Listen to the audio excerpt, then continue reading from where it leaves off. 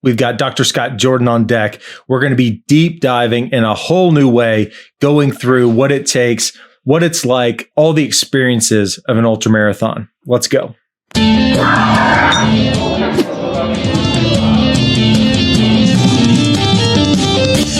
Dr. Scott Jordan, welcome back to the show, man. How are you doing? I'm doing great. Thanks for having me. Man, I am so pumped to do this. We had a great talk with Dr. Alec Draglin here just a week or so ago, and we were just talking about you, and we were talking about this exact topic we're going to go through, and it's just the real nature of an ultramarathon, and because you've done so many, what it takes to train, and especially to have that commitment at that level, I just can't wait to get into. But I first want to start off with, what are you drinking tonight? I am drinking a Kentucky bourbon ale. Nice, man. Cheers. Cheers, brother. I'm going Truly, pineapple, hydrate, take it easy, one step at a time. Okay. Man, we always do a cheers. Nice summer drink.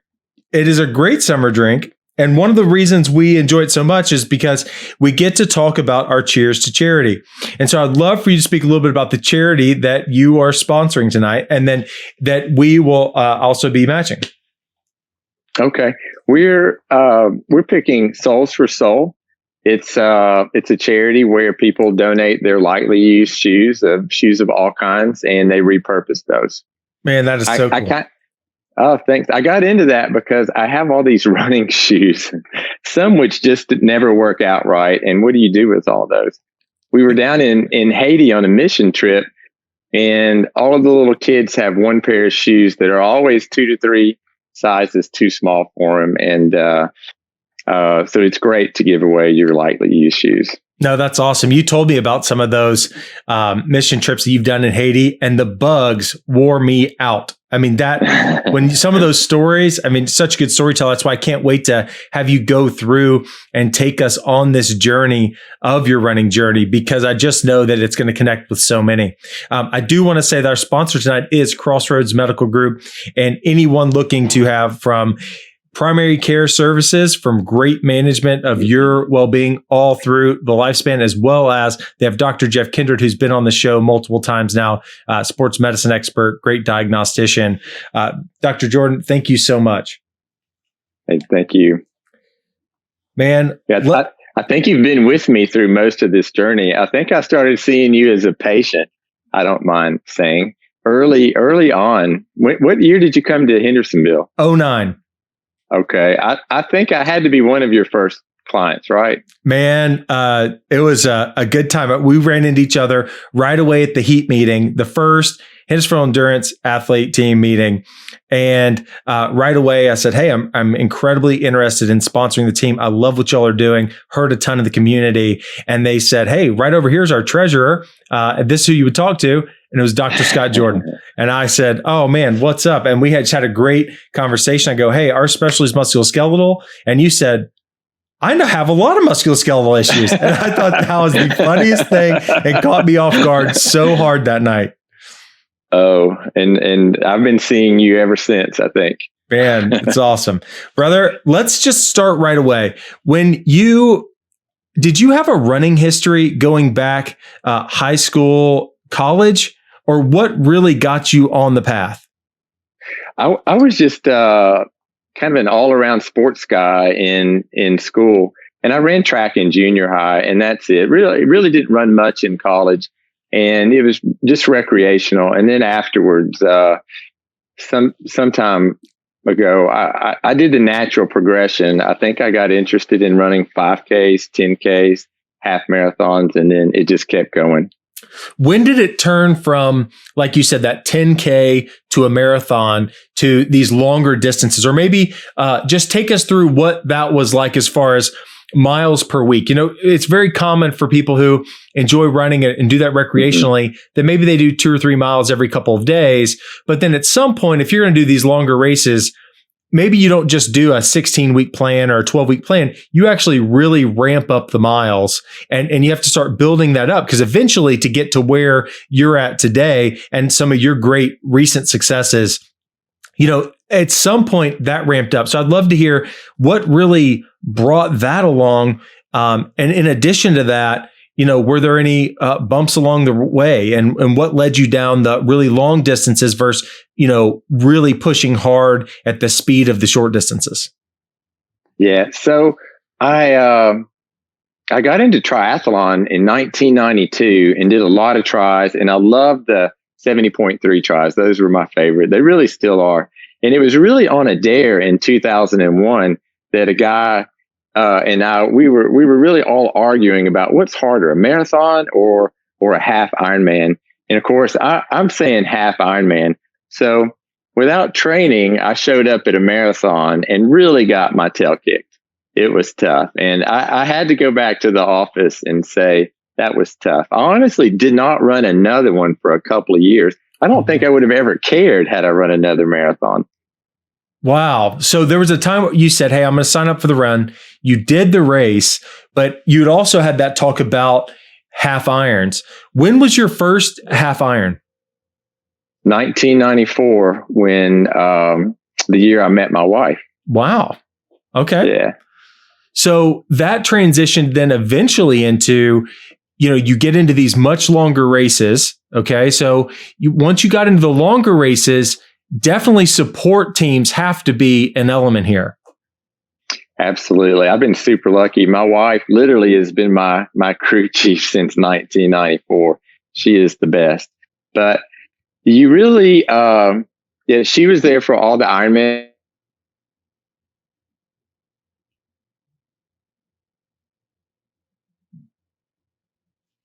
First ultra marathon. I'd done some shorter trail runs in between, but it was 2000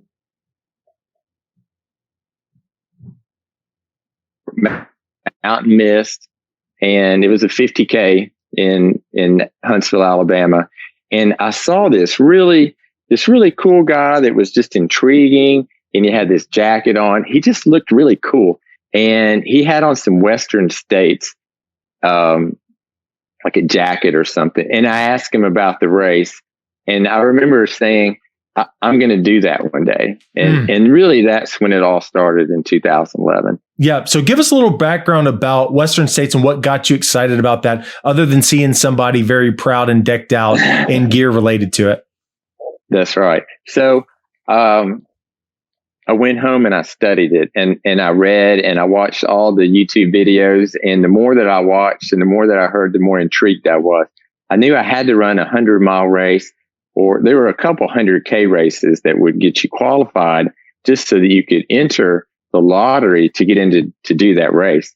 And I thought, I'm going to do a 100-mile run and then do Western States. And that's going to be super cool. It's the world championship of 100-mile runs. It was really the first 100-mile run in the country. It's the most epic, iconic run. It's held out in California around Lake Tahoe and Squaw Valley. And you run down towards Auburn, California. And it's really neat. And so I thought, that's what I'll do. Well, it didn't quite work out that fast. I bet. So I did a 100-mile run. I entered the lottery and I did not get in. So I volunteered medical, and I went there. I ran the trails. I studied the trails. I hung out. I got to meet the founder of the race, Gordon Ainsley. I got to meet the second guy to ever finish the race. I think his name is Cowman, and another really cool and notorious character. And it was supposed to be that if you volunteered medical, that you automatically got in the next year. Unfortunately, though, the race director resigned, and a new race director didn't keep that policy. So for 7 years, I ran 100-milers, 100Ks, qualifying every year so that I could get into the Western States 100-miler. Wow. Okay. So you finally got in. When you got in, take us through the mindset of a race like that. So what's it like training? Let's just start there. Let's start at the very beginning. So you obviously, if you go back to that year and you think through, here's my plan. What was your base like? Like, how much were you running to begin with before you finally felt like you hit that commitment time where it's time to get ready for that race? Well, good question, but you're talking about 7 years of training. Yeah. And so it's a big ramp up period. And you're busy, and you have a really busy clinic, and so do we. And there are periods where everything goes great and life is wonderful, and in your life, your family, your job, it all cooperates with your training plan. And then there's periods where it doesn't. So usually when I was doing well, I would run 50 plus miles a week. And Okay. I found that was a great distance for me in my 50s, where I wouldn't have to come see you too much for overtraining injuries. And my schedule at work and family could handle that. And usually most of those miles, the great majority, were done early in the morning before anyone ever woke up around the house. The year of Western States, though, was a horrible year. It was super busy at work, busy family. Nothing seemed to be going well the entire year. I wasn't getting good miles in. I was really struggling to make it happen. I think I had 1,200 miles. Wow. Before the race, which is into June. And I should have been at closer to 1,500 really high quality miles. Maybe. So are you saying maybe 2,000? Hit me with the miles. math. Is that about 25 miles a week? No. It was about 40 miles a week. Oh, that's what you were doing. You were actually getting in 40. Okay. Yeah. Which is really low. Yeah. So a lot of these guys, this is a world championship race. People come from all over the world to do this. They, like me, a lot of them have been running ultras for years, trying to get into this race. So it was a big deal for everybody. And probably the average guy is closer to 70 miles a week. Got it. And there are a lot of people running 100 plus miles a week on average, and really high quality miles in mountains and at altitude. And I'm a Hendersonville guy, running over little bumps in the road. Yeah, but that's exactly why I think this story, and why I want to just keep going deeper into what may seem like that 1 7-year period at first, and then we dive into the race. But that's where it's so intriguing to begin with. So the reality is, you're a very busy clinician, you're a very busy business owner. And in that time period, there's ups and downs. There's times where you can focus more on your running, and there's a lot of times you can't. But most of these guys, at least the ones that I've got to hear speak and that I've read about over the years, they're all 100 plus miler guys a week. So when you're saying things like, oh, I was in the 40s, I was in the 60s, that's a complete different narrative typically than someone that's going to be able to run one of these races and still come out and feel pretty okay. In that 7-year window, so we'll talk about that, but coming into that, how much had you been training? So you said maybe 93 or so was when you really started ramping up. So maybe just timeline that out a little bit better so we just get our mindset right. You mean, when did I start ramping up my miles? Yeah. So you were doing a focus on a lot of the shorter races for a while, and then on and off recreationally. Right. Then, you had that initial mindset like, hey, I want to do this. You had your first full, and then there's this time period where that year coming up to, you're only doing, like you said, that 40 to 60 miles a week. But just coming into all that, where were you? I think I started really ramping up my miles about 2007, 8. Yep. And that's when I started running with the little notorious crowd of mine, Charlie Taylor, who you knew very well. Absolutely. Thomas Dolan, Skip Alcorn. Without These are all guys. Super studs. Boomer. People that, like me, ended up in your office, on more than a single occasion. So we ramped up for that, and then got into Boston. I think I did my first Boston in 2010, and it really was doing well through those miles. Again, I was still always probably about a 50-mile guy per week. Gotcha. But I would have periods where I would get up to 70, 80, sometimes 100 miles a week, but I've never really ran a lot of 100-mile weeks. and it's been good that I could get by on less. So talk through that a little. If you're 50 miles a week and you feel, I'm assuming your body feels pretty good with that. How long did it take you to feel like you could get nutrition right, sleep right, all of those other factors hitting the 50 miles a week? Yeah, that's always, it was always changing, and hitting your nutrition right, because you're not running 100 milers all the time or marathons every week, was always a challenge. There's a lot of experimentation with hydration, different foods, different gels, energy drinks. And that's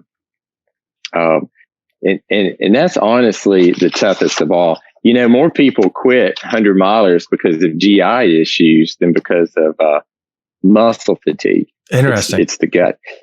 Yeah.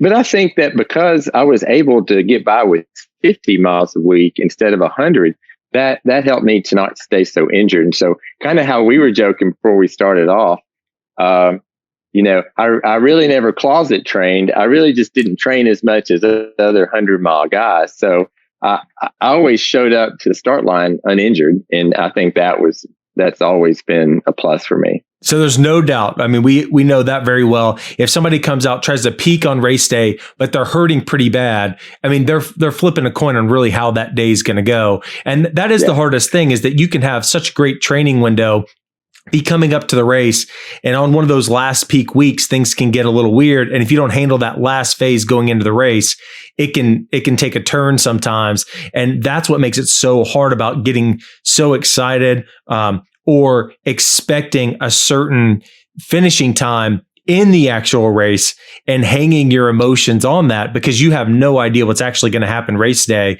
All you can do is set the process, execute the process, do your best training, and then come try to have your best day. But I'd really like you to speak to, are there some races where maybe one of those things was out of whack for you going into that maybe gave you some educational moments going into some of those bigger runs on, all right, well, here's what I learned about my body that was really important to get right before I take on some of these, bigger races that mean even more to you, that are also extremely more challenging?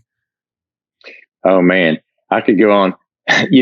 Western States, I think, was my 93rd marathon and ultra marathon. So I'd made every mistake known to man in terms of fueling and drinking and pacing. Bonking, bottle rocketing, going out too fast, too hard. And I actually had a few DNFs, which I have a lot more really good stories about, terrible things happening than stories where everything just worked out great. But that's anybody, right? Yeah, that seems anybody who has that volume of actual races. It's a little different if you're going out for a 5K.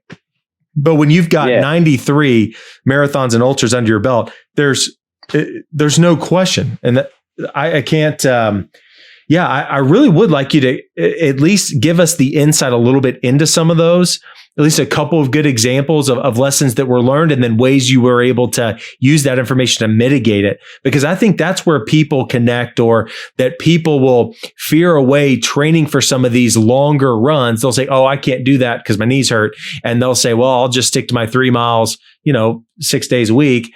And that's just all I can do, when reality is there's lessons to be learned there. And if you can execute some of those, and then to be able to hear such a seasoned runner like yourself that also works really hard, takes care of his family, those things coming together, I think that's where this is such just a unique, great opportunity. Yeah, I think you have to, I guess, to answer that kind of broadly, is you have to, one, have a big giant goal, something that's kind of scary and exciting. It has to be very, very exciting and challenging for you to do. And then you really have to research the heck out of it and get a lot of knowledge so you understand. And then you make a plan, and then you try to execute the plan. And I'm talking about training. And rarely does that happen right. So then you learn and you adjust the plan. So you learn about your sweat rate. You learn about how much fluid you can handle. You learn about how much salt you can take. You learn and you experiment with how much food or really how little food that you can get by with. Mm-hmm. And then you adjust your plans and you keep going. So, the big joke is, if you've done 100, and you failed, maybe 90 out of 100 of those, you still have 10 good races in which you learned a lot and you could build.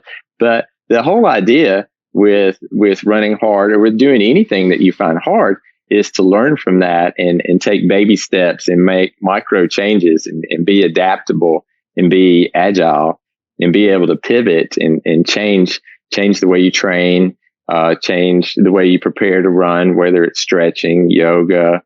I like to do a lot of fasting long runs with minimal calories, so that when I'm out on a really hard ultra marathon and my stomach goes south, I'm calm about it, and I know that I can run for several hours without eating much or any food, just taking in some liquids. And so you just learn from all of those little mistakes. I've had tons of them, from being overheated in Lake Tahoe and having to lay in a stroke.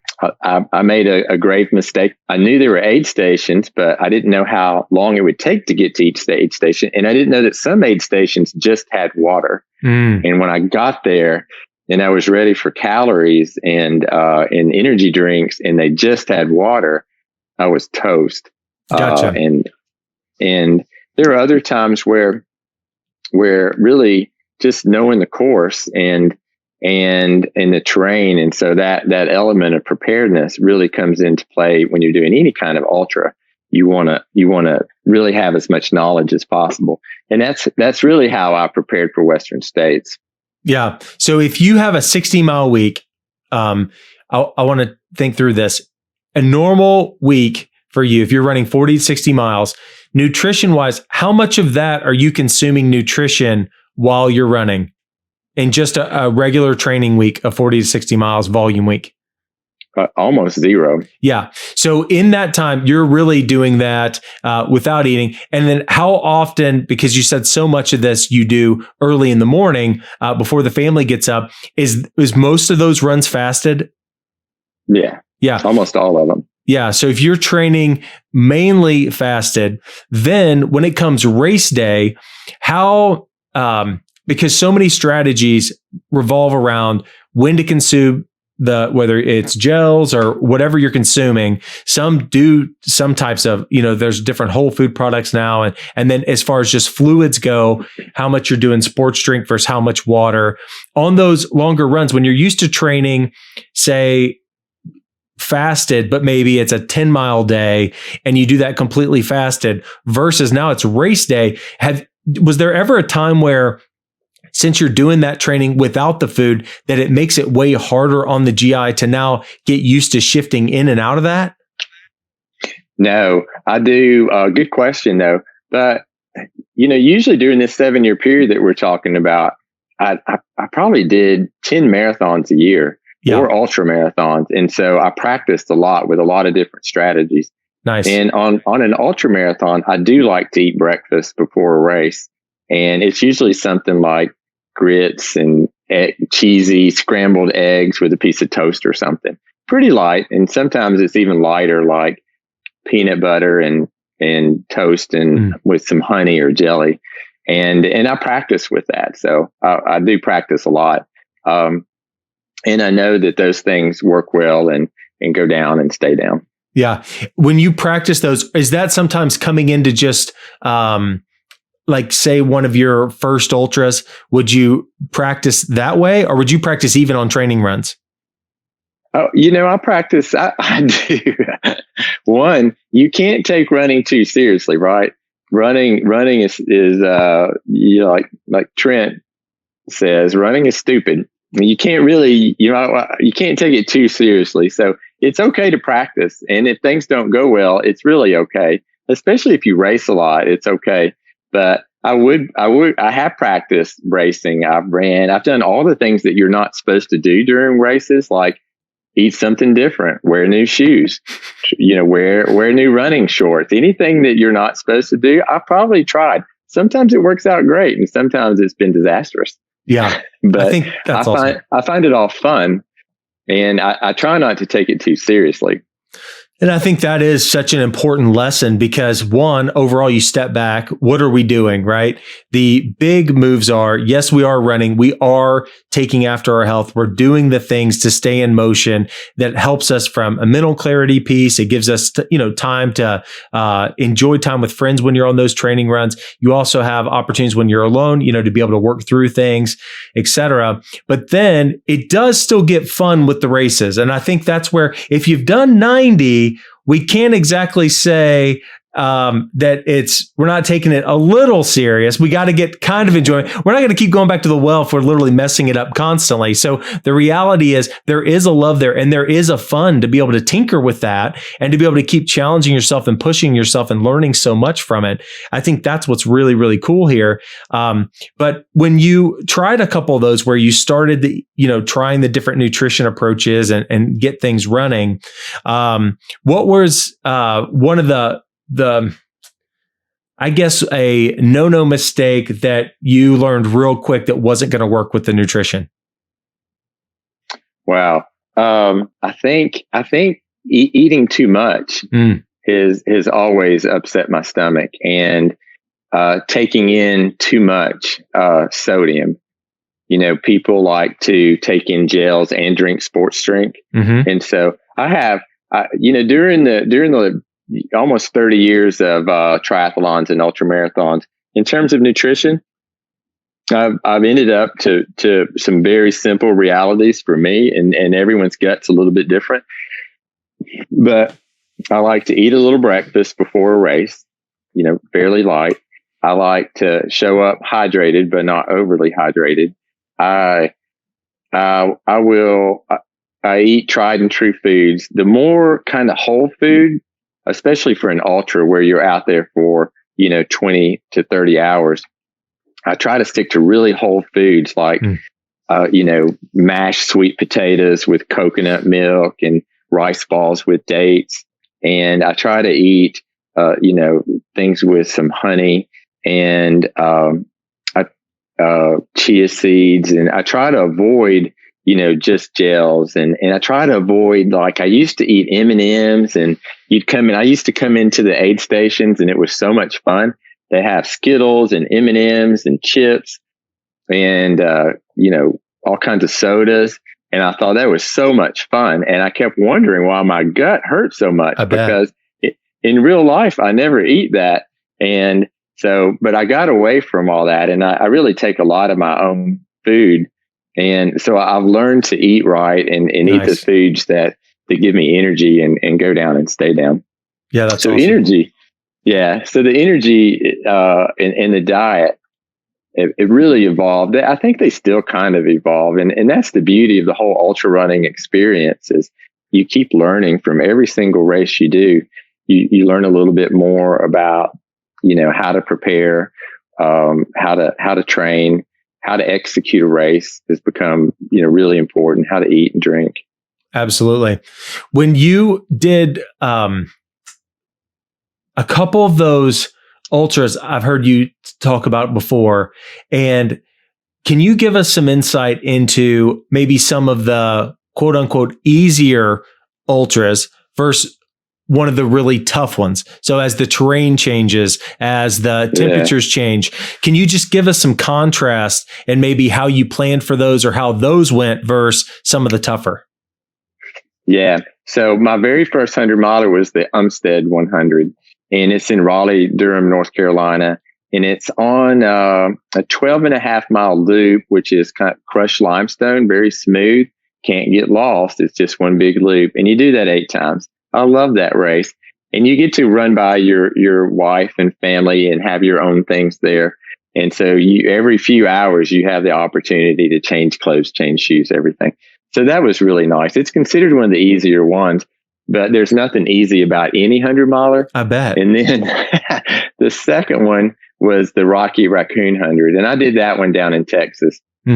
It's another loop course, bigger, a lot of roots and, a little treachery with the roots, but same kind of principle. Not a lot of elevation or no elevation and not a lot of gain.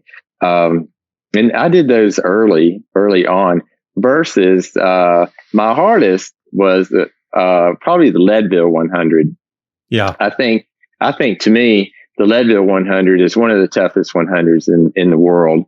I've done that one twice. The more interesting is the year that I did not finish, took a DNF, or essentially timed out at the 50-mile mark. And that was really a great lesson for me, because I had been going to Leadville.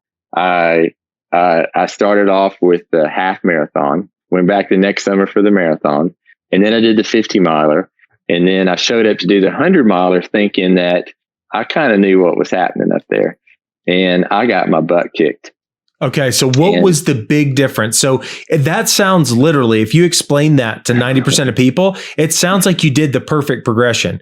You already you knew the area. You felt like, not saying it was home base at that point or home court advantage, but you had an idea or the lay of the land. You knew how the event was ran. You felt that at different levels, and you progressed it one step in front of the other. So when you went for the 50-miler the first time, how did that play out, thinking nutrition, how you prepped for it, how the day executed with the weather, versus when you stepped up to the 100-miler? What were some immediate differences? Well, I think that I had a little altitude sickness that day. And I've always done really well at altitude, but I never felt well. I was running with a good friend of mine, Cynthia Hetty, and she's a very experienced ultra marathon lady. And we were running right down 4th Street at the beginning of the race. She asked how I felt, and I said, not so good. And we laughed about it. And I'm not sure whether I had some altitude sickness or if I just didn't have my head where it should be. I mean, when you line up to do ultra marathons like that, you really have to be locked down, like your willpower and the discipline that have gotten you to that starting line. You really need to be locked down, and you need to be focused. You need to have a singular focus. And I really just never felt great. But my biggest problem that day is I think that I did feel like I knew the people, I knew the layout, I kind of understood the deal. But in reality, I never really studied the cutoff times. And I had that problem twice. And so I was running, having a great time, didn't feel great, but I was moving along okay. And then someone said, we better hurry.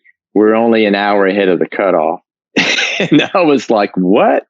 And then if you don't have a lot of room ahead of the cutoff, and the cutoffs at Leadville are fairly aggressive, by the time I got to the 40-mile mark, I really didn't feel bad, but I forgot my water bottle.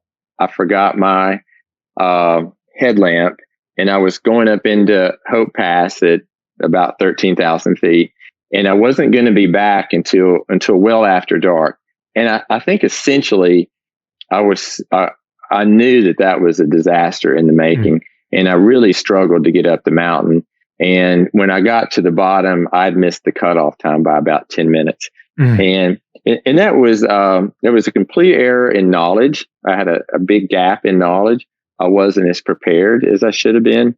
And I could have easily shortened the time I spent in aid stations and hit that cutoff and maybe gotten back over the mountain and finished.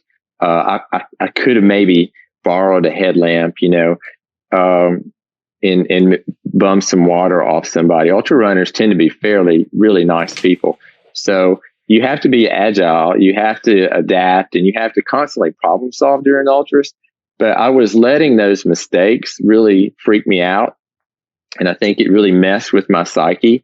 And I got down and I started worrying about the cutoffs, and I got negative. And you can never allow negative thoughts into your mind, because that will completely ruin your day. And I think that's why I DNF'd that day. So talk me through that.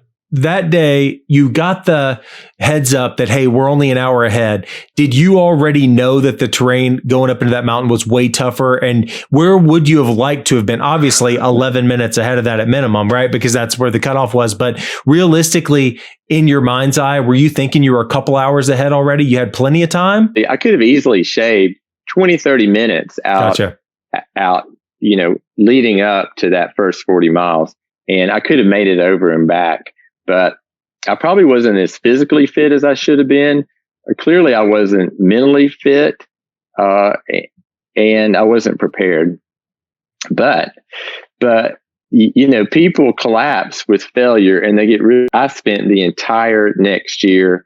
I thought about Leadville every day. I was so prepared. I had studied every mountain, every rock. I knew everything about the course. I knew exactly where I should be every hour of the day, and I hit all those cutoffs, and I had a great race. And so you have to take the failures as growth opportunities and learning experiences instead of throwing in the towel. Absolutely. When you think back on all that momentum you're able to use, and you talked about, we don't want to get those negative thoughts. We don't want those to creep in. Can you talk to me a little bit about how frequently that happens with runners on those long distances? Because you've got a long time with yourself out there. So what's some of the normal struggles that ultramarathoners are going to go through, especially on those bigger, more treacherous trips? And the other piece is you traveled really far to get there. It's not like you walked out your back door, hung out with a couple of buddies and said, hey, we're going to go crush 100. Like, you traveled. This was a big deal. And what portion of that, how do you manage that headspace? Wow. It's really funny. I've read some articles on like the 15 stages of ultra marathons, and I can't really quote those, but it's all kind of the same. You start off with anxiety, and you get the pre-race jitters. And then when the gun starts, blows, everyone's excited and they sprint out, like it's a 5K and you're there to run 100 miles. And then at the first aid station, you decide, wow, I better slow down. And then somewhere after that, you start kind of, bargaining with yourself. And then there's a point where you think, this is the dumbest idea I've ever had. You might say, this is complete BS. I'm never doing this again. This was the worst idea ever. And then, for me, once I hit the halfway point, things change. And then that's when I really start thinking, okay, maybe I'm not hitting where I wanted to be, but I start bargaining with myself. Maybe I could just run to that next aid station, or maybe if I could do this or do that, or maybe if I just walk up this hill, then I can run some more. And I start this bargaining back and forth. And then, but you're always everyone, I think, gets into this dark spot where it's really, really tough. And that's the point where you have to dig deep. And I love Ken Klober, the race director and the founder for the Leadville 100. And he always gives this incredible speech before every race. He's like the best cheerleader and motivational speech. Look up Ken Klober, CHLOUBER, the Leadville 100, and listen to one of his pre-race speeches. And he talks about digging deep, that there will be a point where everything hurts. It's miserable. You're wondering why you're there, and you have to have this big why you're there. And don't forget that, but that not to forget that you can do more than you think you can. You're better than you think you are. And you have to dig deep. He tells everyone that they have this inexhaustible well within themselves of grit, determination, talent, courage. And he's just such a motivational speaker. And then at the end of his talk every year, he makes everyone stand up and literally chant, I commit, I will not quit. And it's a beautiful thing. But despite all that, less than half the people that line up at Leadville finish each year. It's just a tough race. That's wild. Did you ever do the Barkley? I did the Barkley Fall Classic, and that was awesome. I loved it. So tell us a little bit about that. What's the Fall Classic? Is that different than the one that has the Netflix documentary? I don't think it's on Netflix anymore, but it was for a long time. I think now it's only on Amazon Prime. But that documentary, is that the same exact one you did, or did you do a second variety of it? Well, the one that was on Netflix is the Barkley's Marathon, and that's something like 125, 130 something miles. in Frozen Head State Park. And that is the race where we've had more astronauts walk on the moon than have finished the Barclays Marathon, I think. But they have the Fall Classic. It's supposed to be a 50K. I think it's really closer to 50 miles. Wow. And much of it's on the same course, and it's hot and it's tough and it's not marked, and you have to navigate or orienteer. And he gives you like this handkerchief with some, markings on it, and he gives you this little magnifying lens. Well, I couldn't see it anyway, but so everyone runs around the state park lost. And I think most people don't finish that either, but that's a great race. I thought it was really cool because you get to run through Brushy Mountain State Prison, and you run in the prison and you have to climb over the wall, over this ladder, right where James Earl Ray, crawled over. And so that was really a lot of fun. I've done a lot of races that race director has done, Gary Cantrell, or AKA Lazarus Lakes. He does the Strolling Gym. He does the Big Dog Backyard Ultra, which has become quite famous. And I'm currently doing his race, the Great Virtual Run Across Tennessee and the Back Across Tennessee. That's awesome. So where are you at in that journey? Are you heading on back? Because I'm still, I'm going to finish right on time, baby. I'm going to finish across Tennessee right on time, but you're heading on back, huh? I think you're doing perfect. You're doing exactly what you're supposed to. I'll say it is definitely a wild journey starting that to do something like that. I like how I just think it was designed perfectly in this time for so many people to get that intro, into being very consistent about their running. I think that's what's really, really great about that program for so many, because it's hit so many. I think 60,000 signed up for that. I mean, that's a pretty dadgum good number.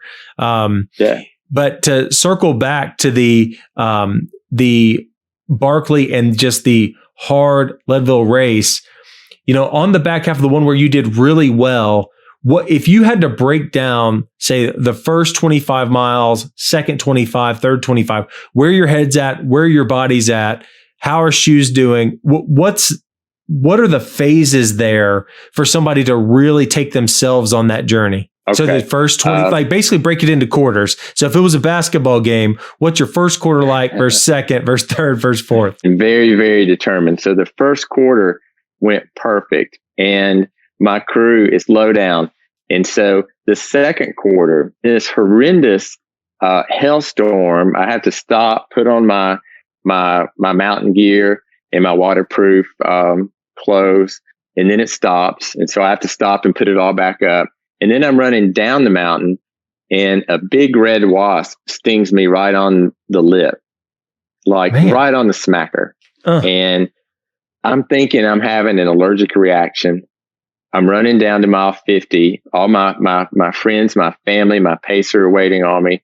And, Skip Alcorn does a great impression, but my lip was literally swollen up like that. I couldn't even drink out of a straw. I thought that they were going to pull me from the race if they saw me. And I'm telling them, like, I can't talk. My lips are swollen up. And so those are terrible things to happen to you when you're running at 50. And it totally shook me up, to say the least. And my pacer says, you're fine. Let's go.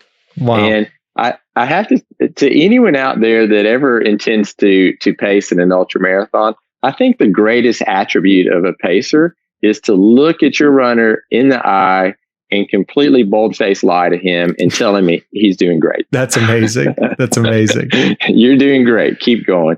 And so I did good. In the third quarter at mile 75, it was about 19 degrees, and my family bundled me up. They tried to dress some blisters on my feet. And, as a group, I think we all kind of, bummed that up, and I got too many clothes on me. So then I spent the next hour changing, ripping the Band-Aids off, ripping the clothes off. And it kind of, I drug in a little bit. So So yes, you're right. I'm going to go back again, and I'm going to try to pull off 4 really good quarters and beat that time. That's awesome. So in that third quarter where you're having the blister issues, and you tried to dress those, did you feel like you were getting frictioning? Is that why you felt like you had to get those the heck off? The treatments y'all were trying to do to it to make it through it? Yeah, every single step hurt. And I just had some big giant blisters on the soles of my feet, on the tips of my toes. Everything at that point, about mile 75, mile 80 was really hurting. And you're better off in ultras to address your issues early if you can. You don't want to focus on every little ache and pain that you have, or you'll never get anywhere. I like Courtney Dauwalter says that she gives her pain no credibility. She ignores it. She blocks it out of her mind, and she just thinks happy thoughts. And that's great. But you do want to do that, but at the same time, there are some things that you kind of want to take care of, whether it's address certain things. Maybe even your foot strike is being affected by blisters, and it might be causing like muscle cramps in another area, and you need to address that quickly before you ruin your race. So there's a little balance act there. But yeah, I was really at a bad place. I was way ahead of schedule, and we felt like we had time to stop and fix the blisters and put on some clothes. It was pretty cold, and I was going back up over another climb. But I finished up that year very well. I was super happy. Yeah, I think that's awesome, because to go through all that, but I think the real take home and the point that I really want everyone to understand is that journey, Scott, for yourself, it seems like all these things are, not a big deal. Just had a bunch of miserable blisters and I'm sucking it up and we're trying to get it taped right. And then I can't take it and all that. And those are things that you're used to in that ultra world. But for someone putting themselves in their shoes for that, that's the type of mindset that, that day may not be going as planned. And now that you're up on it, we've got to make sure we're making the best out of this. And if we didn't get ahead of the blisters as early as we could, was that if we just focus on the blisters for a second, was that you said it got really, really cold as you got to the higher elevation. Was that primarily, were the shoes wet? Yeah. Did you feel like were the shoes wet that led to the blisters that day, to getting the blisters? Yeah. We had a couple river crossings at Leadville, and shoes are a big deal. Shoes are another big reason why people DNF at ultra running. Sure. You have to take care of your feet. And I had a guy tell me one day when I was asking him about how often he changed shoes during 100 miles, and I loved his response. He said, "Why would I ever start a 100-mile run in shoes that I didn't think would work for 100 miles?" And I love that. How realistic is that for most runners? For most, not. And for me, not. And this race had some river crossings and creek crossings, and that caused my blisters. And I ended up changing socks and shoes. And that time it did benefit. But I think the point is that, people get tripped up. There's a lot of this ultra marathoning, again, running is stupid in and of itself, but it leads to a lot of things in life that are really important. Like, when things aren't going your way, can you adapt? When your plan's not working, can you evaluate that realistically, and can you change your plan and go back and keep moving forward? Keep taking steps and save your race. And that's the big deal. When your food choices aren't working, can you change? Yeah, exactly. I think that's the key when you're going through all that and you're planning how your race is going to go.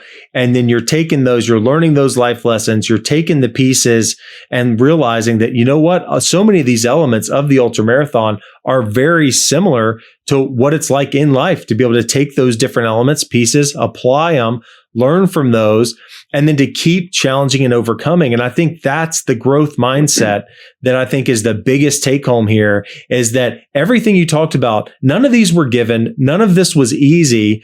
Every phase had a different obstacle that you didn't plan for, you didn't ask for, you didn't foresee coming, because you would have been able to prep for it. But the reality is you get hit in the face. And then when that happens, that's what really shows. And that's where you grow, is how do you handle that moment? How do you step up and be that leader, or have your support system there with you to where you can keep that going? That's the win. And that's what I hope everyone hears in this, is that it's not just the race. It's not, I'm out there, I started, yep, that was a heck of a long time, and I just kept putting left, right, and then I finished.